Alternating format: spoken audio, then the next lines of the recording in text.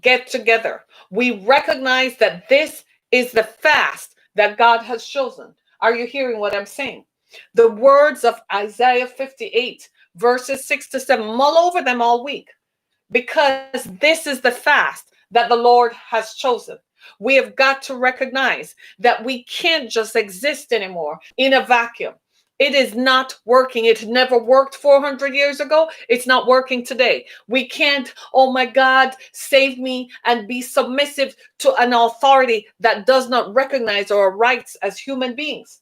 This system does not recognize that we are human beings. If it did, George Floyd would not be saying, I can't breathe, and then his life is snuffed out because another human being who is white thought that he had the power and the authority to take someone's life right there on a public street in broad daylight. We witnessed a lynching. That was a lynching, America, and it cannot work. From the pulpit to the pew, in every sector, there is wickedness and there is oppression and economic oppression over time. It's enough. The Lord is saying, go on a fast. Fast from whatever it is that works for you.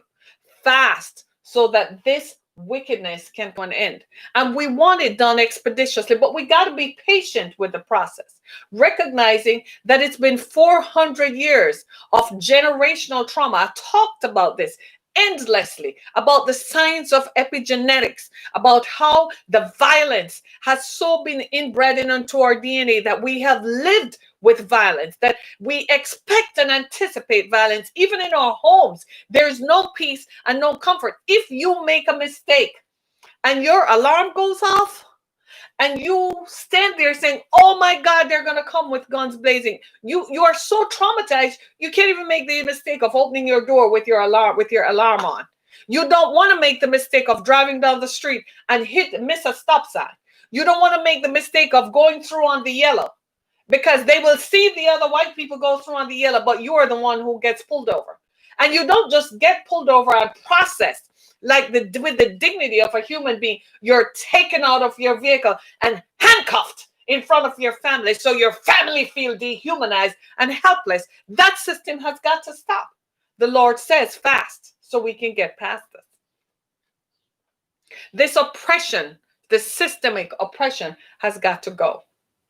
Quick, fast, and in a hurry. I read somewhere online yesterday that the family of George Floyd said Joe Biden called him. And he said, I've never begged a man before for anything, but he begged Joe Biden for justice for his brother. He said, I don't want to see my brother's face on t-shirts like them other guys. It hurts my family to realize that my brother has become a victim. That is what is hurting the rest of us.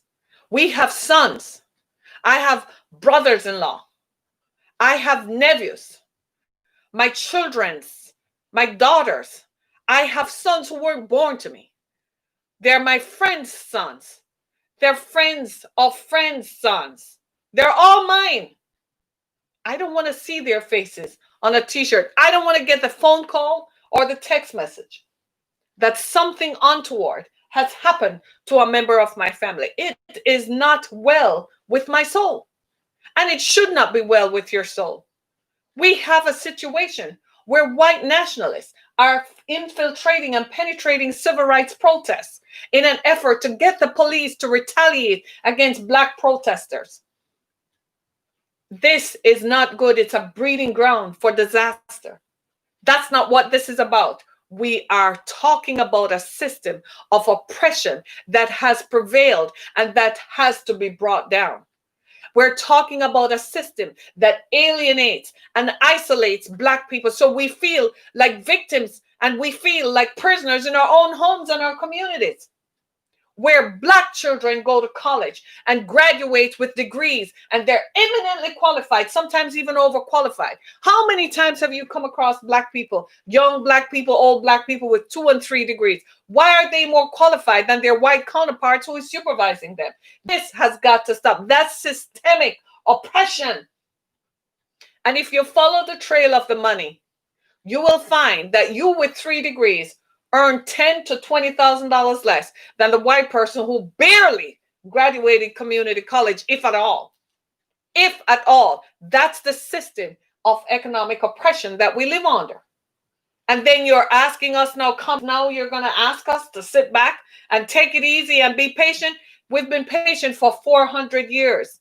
What has happened in 400 years? We watch now as on live TV, a black man who is qualified, who is a journalist, who should be given the status and the dignity that his profession demands and commands. And he is arrested on national TV. Tell me about the trauma that he and his family members have to endure. He did it right. He went to college. Just like you said, well, if more black people go to college, and if you all go to college and become educated, then you won't fall into this trap. He did that. And because of the color of his skin, he was arrested. Because the white journalist on the other street was not.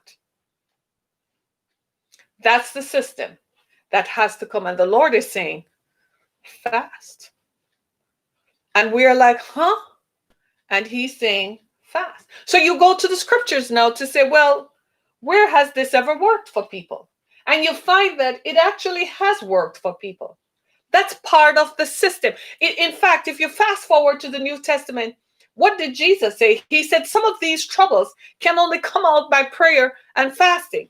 And you're going to say, well, Harriet, the civil rights movement prayed. Yeah, they did. And they fasted. And we got some reprieve. But we need to push the needle forward so all are now free. And the system is finally brought down. So now we're going to go back and we're going to use the tools again. And we're going to pray and fast. In addition to letting them know that this is not okay. Here in the city of Detroit, I watched on Fox 2 last night as people infiltrated the civil rights protest and threw projectiles at the police. And the police showed remarkable restraint. I was shocked. They backed up. They backed up. They did not take out their guns and fired. They backed up. They had to bring the place to some form of order, but it was not spurred on by black protesters. It was white nationalists. I was watching the Detroit News's broadcast of the march, and I said to myself, where did all these white people come from? They're not marching in solidarity with us. One dude had his AR-15. So the reporter asked him, why do you have your AR-15 at a protest? He said, well, yesterday a guy got shot right before me. So what is he going to do with that? Take it out and start shooting? If something happens? Do you see where I'm coming from? This is not us. That's not what we're saying. So they're making it and changing the face of it to prove that black people are inherently violent, so that if we start marching again, then they're going to turn the guns on us, essentially pushing us into a war that we didn't call. We don't want a war. We want justice. We want the 4 police officers to be arrested so that other police officers around the country who are inclined or feel that they can do anything with unarmed black people whom they perceive to be powerless, whom they perceive to have no regard, or whom they perceive have no standing, that they will hesitate to do it because there just might be some prison time attached to killing of a human being. This is why it's important. It is very important for us to recognize that justice has to be done, just as justice would have been swift if I had done that to George Floyd. If it were me or you who put our knee on George Floyd, charges would have been filed the same day. Are you hearing me? Charges would have been filed. We need to understand that this somehow has got to stop. We can't continue to exist like this, America. It's not safe. It's not good for the rest of us. All live here. Black people built the wealth of this country. The wealth of America was built on the backs of black people. Black people built the commerce that was the engine that drives the American economy. We've been the #1 economy in the world since 1871. When was slavery abolished? 1865. You think it's in those ensuing years that happened? It's because we had built up enough resources and had become the wealthiest nation in the world. That was done on the backs of black people who today, whose descendants today cannot live freely. I am not free to drive around without fear of blue lights coming behind me and pulling me over for any kind of infraction and being handcuffed. I am not free to apply for any job I want and be considered on the merit of my qualifications. I am not free to appear on a CNN broadcast and report live. I am not free to comment on issues that affect me and my generations and me and the people of my ethnicity. I am not free. This is not freedom. Colin Kaepernick was not free. He tested the boundaries of his liberty and found that when he kneeled, the NFL had the power to fire him and rendered him unemployable by the football authority. That is systemic white oppression. I saw the NFL issue a statement yesterday, and I'm like, 3 years too late, maybe? You should have done this when Colin Kaepernick first kneeled and said, what are the issues you want us to address? You didn't do it after Ahmaud Arbery? And you expect me now to support the NFL coming in the fall? Hell to the no. I'm going to protest against them in the fall because they have allowed a system to proliferate, and you fired a man because he dared to stand up. Meanwhile, you empowered people by not saying anything, so they feel that it's okay to kill a black man. Netflix issued a statement yesterday and said to be silent in the face of this is to be complicit.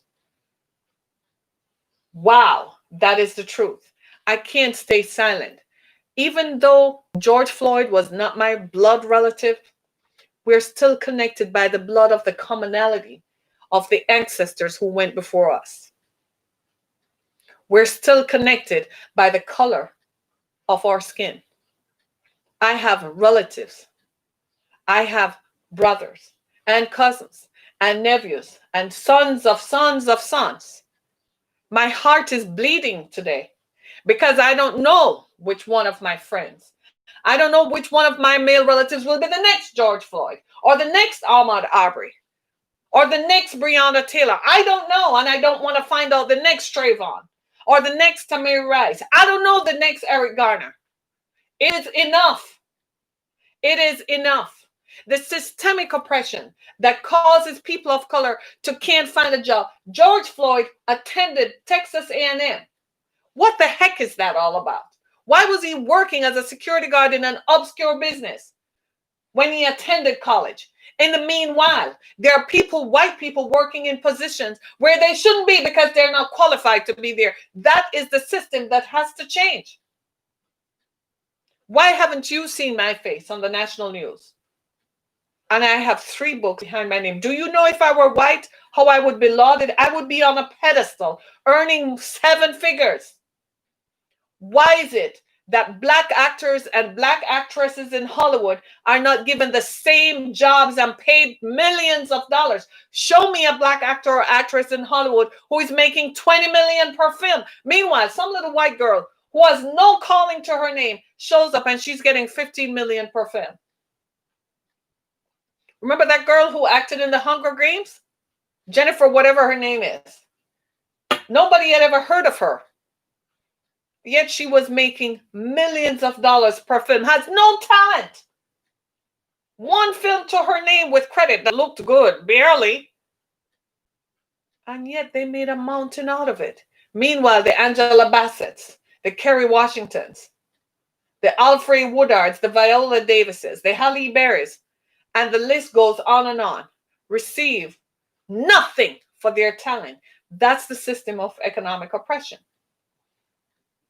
The fact that I, in my skin, can't access the same wealth, can't access, not because I lack the talent, but because of the color of my skin. You call it privilege. I call it a systemic oppression. It's not privilege to me. Privilege is me being a human being. Try being me. It's a privilege for you to be black. Because if you have had to survive 400 years of systemic oppression, you would understand what it means to be black. I can't begin to tell you what it must feel like today for Ahmaud Arbery's parents. I can't begin to tell you the pain of George Floyd's family members today and friends and community. I can't begin to describe the rage that we feel, that we know that in only a matter of days, another Black man will be killed in a similar pattern. I can't begin to tell you how we live in a world where we recognize that we are not free, that there are boundaries that they use to contain us, that Black men who are in corporate positions of power, eminently qualified, do not get promoted. But a white boy who just come up, he's a come up. I can't begin to tell you about scientists who are Black and brown, who can't get ahead, and they have the talent, the gifts, and they have the skills, and they're not getting ahead. I can't begin to tell you about Black coders who had to form, Black technology experts in Silicon Valley had to form their own group. They don't get access to funding. They don't get access to being promoted. That is systemic oppression. And I'm saying to you today, let's get on a fast. How about fasting from businesses? How about fasting from economic oppression that continues to support? Why we shouldn't order anything from Amazon for a while and see how that works. Don't go to Walmart and shop for a while. See how that works. Don't go to Target to shop for a while. Fast from it. Don't order out for a while and see how that works. Is this not the fast that I've chosen? Fast, therefore, from watching Netflix and everything else. Anybody who is silent is complicit in the continued systemic oppression of Black people. Any organization who has not said we will not stand for this, any organization who says this is systemic and it's got to stop, they are complicit and they are silent and complicit. There are Black men and women in corporate corridors today who are not getting ahead despite their talent. I know of them. I know personally of them. You would not believe the stories that we hear. It's time out for that. And I have a message to you, white ethno-nationalists who believe in this stupidity that obviously did not work when Hitler propagated it. I don't know why you think in today's day and time with technology that it would work. I have a message for you. They know who you are and they will find you. And they will put you in jail for trying to incite rioting, for trying to incite us. They will find you. Every ethno-nationalist that is out there, every alt-right that is out there, you feel that it's white domination, that you, what are you going to dominate? You can't even hold a sentence in and think sequentially. You couldn't even think through your patterns, but you want to go run what? I have a message for you. They will find you. They have more sophisticated tools than you think, than you know about, and they will find you. And they will ensure that the only place you will be mapped to, the only place you will end up in is a jail cell, which is where you belong. And your ideas belong in a jail cell. This is enough. The Lord is saying today, is this not the fast that I have chosen? This is the fast that the Lord has chosen to loosen the bands of wickedness. Systemic economic oppression is wickedness. Oppression is driving and fearing being pulled over. That's oppression.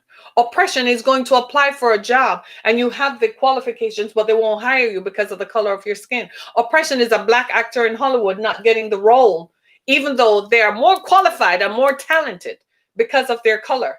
That is oppression. And that has to end. Oppression is applying for a loan for your small business and not being given it, not because your credit score is bad, but because you don't qualify based on color. That's oppression. That is oppression. Oppression is living in a school district where there are budget cuts and budget cuts against Black school districts all over the country. So Black kids can't get the education that is their right. That is oppression. That is oppression, and that has to stop. And one of the ways the Lord has said is look upon the words in Isaiah chapter 58, verses 6 and 7. And I close with this. This is the fast that we need to deal bread to the hunger. So those of you who are going out to protest today, if you're white and you think you need to go out, you need to say, hey, I have a business Here's my business card. Come talk to me. We're going to hire some people. This, the Bible says in verse 7, is that not to bring the poor that are cast out? You know what that means? The poor that are cast out, black people who can't get jobs. Bring them into your place of employment. That's your house. Bring them into your place of employment. This oppression extends even to churches. You go to a white church. How many black people are in positions of power, even in the church? People claim that they serve God. Which God? You read this right here in Isaiah 58 and 7, where it says, is it not to bring the people into your house? Your house of worship does not contain black people in power. Tell me about that. When thou seest the naked, that thou cover him. So you see black people out there today protesting against injustice. Are you going to go out there and form a band around them so the police, the white police, won't open fire on them? And finally, that you don't hide from your own flesh the wickedness that is in your heart when you yourself determine, I'm not going to give this black woman this job. I found myself in a position like that years ago where I was not hired, but the job was given to a white girl. A white woman was given the job that I was qualified for. She had no qualifications in the field I was applying for. She had no experience, but they gave her the job.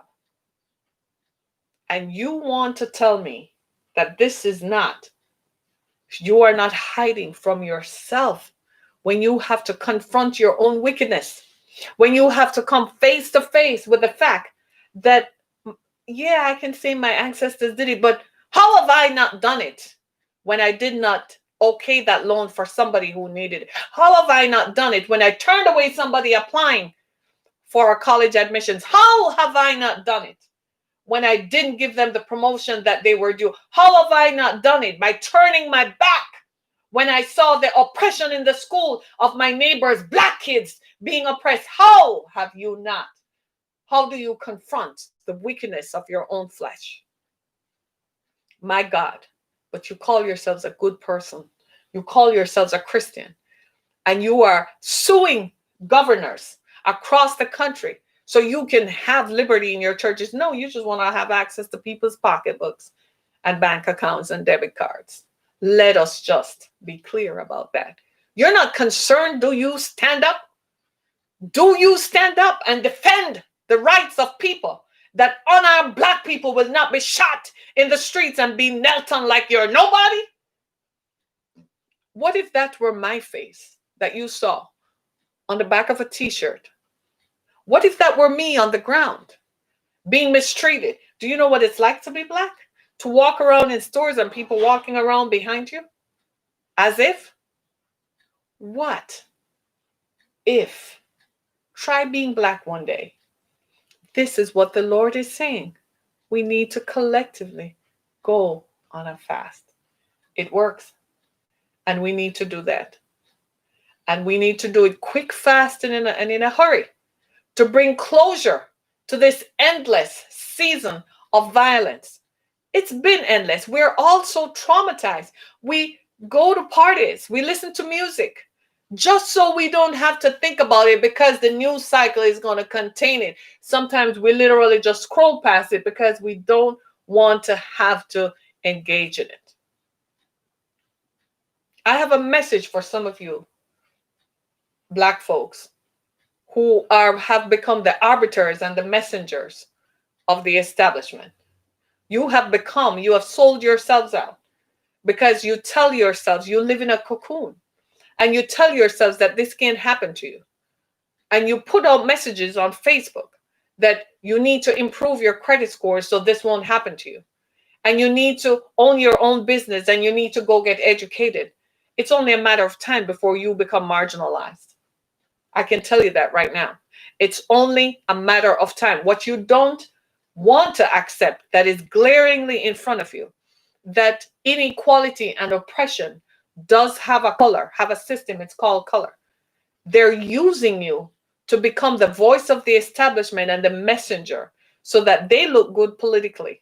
They look good socially, but you come out with messages that are ruinous to your own race, Then when you are not present, they go behind your backs and laugh at you. Because when the system is coming down, it will come down on you too. You don't believe me? Go to history and you will see. That's my message to those Black folks who believe that this wouldn't happen to them. I used to think so too. I was like you until it hit me. Then I said, wait just a minute. I did everything right. This is bigger than me. Right? My name is Harriet Kimmick. Thank you so much for joining me. On a day like this, I know many of you are going to go out to protest. I urge you to do so peacefully. I urge you to do so with social distancing. I can't stop you from protesting because you are tired and you feel that enough is enough. I feel your pain. I see it. I agree with you, but we're in the midst of a pandemic. Think about that. There are other ways that we can do this. We can write letters. We can impress upon leaders, our community leaders, and tell them that we're not going to stand for this. Let's do that. Let's call every lawyer, call every representative, and tell them enough is enough. Flood them with emails so they can use that to go and say the system has got to change. Let's do that. There are other ways that we can do this. Please, I am begging you, there is a pandemic out there that is threatening all of us, and it's impactful. It's threatening people like you and I. So please, my prayer for you. I want to thank the Detroit police for showing remarkable restraint on last night in downtown Detroit. They did not retaliate. They finally had to bring the situation under control. But when they were thrown projectiles at, they didn't open fire. They showed remarkable restraint. Thank you so much. Thank you so much for not hitting on our folks. Thank you. Recognizing that they have a right. And this is how they express it. So I'm asking all of you, all my young sons and daughters, please be careful.